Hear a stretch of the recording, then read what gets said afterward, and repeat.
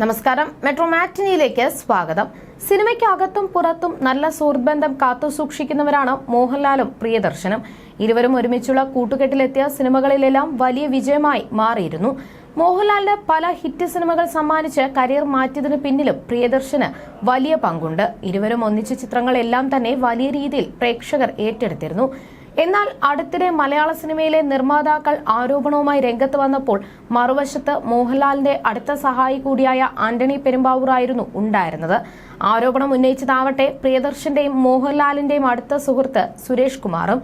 നിർമ്മാതാക്കൾ അനുഭവിക്കുന്ന വിഷമതകളെക്കുറിച്ച് സുരേഷ് കുമാർ പറഞ്ഞ വാക്കുകൾ വലിയ രീതിയിൽ ശ്രദ്ധ നേടിയിരുന്നു.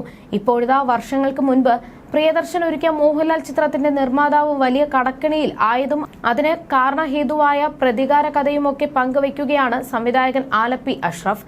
കടത്തനാടൻ അമ്പാടിയായിരുന്നു ഈ ചിത്രം. മാത്രമല്ല മോഹൻലാലും പ്രിയദർശനും ചേർന്നുള്ള ചില രസകരമായ സംഭവങ്ങളും അദ്ദേഹം പങ്കുവയ്ക്കുന്നുണ്ട്. ആലപ്പി അഷ്റഫിന്റെ വാക്കുകൾ ഇങ്ങനെയായിരുന്നു: കടത്തനാടൻ അമ്പാടി എന്ന ചിത്രത്തിന്റെ നിർമ്മാണ വേളയിൽ കരഞ്ഞുകൊണ്ടാണ് പ്രിയദർശൻ എന്റെ അടുക്കലേക്ക് വന്നത്. അതിന് കാരണം നിർമ്മാതാവ് സാജൻ വർഗീസിന്റെ ഒരു തീരുമാനമായിരുന്നു. ഈ ചിത്രത്തിൽ ലിസിയെ വേണ്ടെന്നായിരുന്നു സാജന്റെ നിർദ്ദേശം. പ്രിയനും ലിസിയും തമ്മിൽ പ്രണയം കത്തിനിൽക്കുന്ന സമയമായിരുന്നു അത്. തന്റെ പ്രാണപ്രിയയെ ആ ചിത്രത്തിൽ അഭിനയിപ്പിക്കാൻ കഴിയാത്തതിൽ പ്രിയൻ വലിയ ദുഃഖത്തിലായിരുന്നു. പ്രിയദർശനെ പോലെയൊരു സംവിധായകനെ പിണക്കിയത് സാജൻ ചെയ്ത വലിയൊരു ബുദ്ധിമോശമായി പോയി എന്ന് എനിക്ക് തോന്നിയിരുന്നു. അങ്ങനെ മലമ്പുഴയിലും നവോദയ സ്റ്റുഡിയോയിലുമായി കടത്തനാടൻ അമ്പാടിയുടെ ജോലികൾ തുടങ്ങി. ലക്ഷങ്ങൾ ചിലവഴിച്ചുള്ള സെറ്റാണ് ചിത്രത്തിനായി പണി കഴിപ്പിച്ചത്. പണം വാരിക്കോരി ചിലവഴിച്ചു. അവിടെ വെച്ചാണ് ചിത്രത്തിന്റെ ഷൂട്ടും അതിനൊപ്പം സാജന്റെ കൗണ്ട് ഡൌണും തുടങ്ങിയതെന്ന് പറയാം. ഈ ചിത്രത്തിന്റെ ഷൂട്ടിനിടയിൽ ചില രസകരമായ സംഭവങ്ങളും ഉണ്ടായിട്ടുണ്ട്. പ്രിയനും മോഹൻലാലും ഒരു ഹോട്ടലിൽ വെച്ച് മദ്യപിച്ച് പൂസായി. കാറിന്റെ ഡിക്കിൽ യാത്ര ചെയ്യണമെന്ന ആഗ്രഹമായിരുന്നു മോഹൻലാലിന്. എന്നാൽ ഇതിനെ പ്രിയൻ എതിർത്തു. ഇതോടെ ലാലിന്റെ വാശി കൂടി. ലഹരിയുടെ സ്വാധീനത്തിലായിരുന്ന പ്രിയൻ അവസാനം സമ്മതിച്ചു. മോഹൻലാലിനെ ഡിക്കിയിൽ കിടത്തി യാത്ര തുടങ്ങി. ഹോട്ടലിൽ എത്തിയതിനു ശേഷം പ്രിയദർശൻ സെക്യൂരിറ്റിയെ വിളിച്ചിട്ട് ഡിക്കിയിൽ ഒരു സാധനമുണ്ടെന്നും അതെടുത്ത് പുറത്തോട്ടിടണമെന്നും പറഞ്ഞു. സെക്യൂരിറ്റി വന്ന ഡിക്കി തുറന്നതും തല ഉയർത്തി വരുന്ന മോഹൻലാലിനെയാണ് കണ്ടത്. പെട്ടെന്ന് അത് കണ്ട് പേടിച്ചുപോയ സെക്യൂരിറ്റി അയ്യോ മോഹൻലാൽ എന്ന് ഉറക്കെ അലറിക്കരഞ്ഞുകൊണ്ട് ഓടിപ്പോയി. ഇനി സാജ് പ്രൊഡക്ഷനിലേക്ക് തിരിച്ചു വന്നാൽ ചിത്രം പുരോഗമിക്കവേ ഓറിയന്റൽ ഫിനാൻസ് കമ്പനിയുടെ വിവിധ ശാഖകളിൽ നിന്ന് പണം ഷൂട്ടിനായി എത്തി തുടങ്ങി.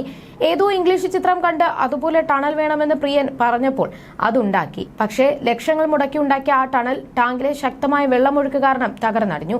അപ്പോഴേക്കും ഓറിയന്റൽ ഫിനാൻസ് വലിയ പ്രതിസന്ധിയിലായിരുന്നു. എങ്ങനെയെങ്കിലും പണം തീർത്തു തരാൻ സാജൻ ആവശ്യപ്പെട്ടെങ്കിലും ആ ദയനീയ അഭ്യർത്ഥനയിൽ പോലും പ്രിയന്റെ മനസ്സലിഞ്ഞില്ല. ഒടുവിൽ സാജന്റെ കമ്പനി പൊട്ടി. ചൌധരയിൽ നിന്ന് പണയം വെച്ച് സാജന് പണം വാങ്ങേണ്ടി വരികയും ചെയ്തു. ഒടുവിൽ കോടതിയുടെ ഇടപെടൽ മൂലമാണ് ചിത്രം റിലീസ് ചെയ്തത്. നവോദയയാണ് അതിനായി ചുമതലപ്പെടുത്തിയത്. എന്നാൽ സിനിമ വമ്പൻ പരാജയമായി മാറുകയാണ് ചെയ്തത്. എന്നിട്ടും പ്രിയദർശൻ വലിയ സംവിധായകനായി മാറി. ഇത്രയൊക്കെ പ്രതിസന്ധികളിൽ നിന്നും കരകയറി സാജൻ വർഗീസ് കൂടുതൽ നല്ല നിലയിലെത്തുകയും ചെയ്തു. അന്ന് ലിസിയെ വിലക്കാതിരുന്നെങ്കിൽ ഒരുപക്ഷെ സാജന് ഈ ഗതി വരുമായിരുന്നില്ല എന്നാണ് ആലപ്പി അഷ്റഫ് പറഞ്ഞത്. You're watching me on metromatney.com. on metromatney.com. metromatney.com. Subscribe for more videos. Subscribe for more videos. Subscribe here for more videos. Subscribe now. Thank you.